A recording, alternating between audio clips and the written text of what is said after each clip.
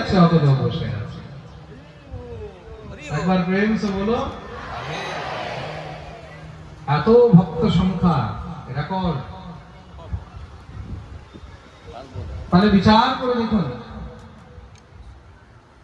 এই সংসারের মধ্যে কোন বিষয়ের যদি কথা হতো,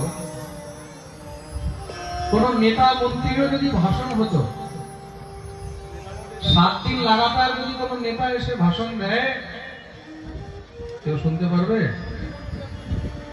আর ধৈর্য হবে যে একজন নেতাকে 7 দিন পর্যন্ত আমরা রোজ 4 ঘন্টা করে বসে শুনতে পারবো?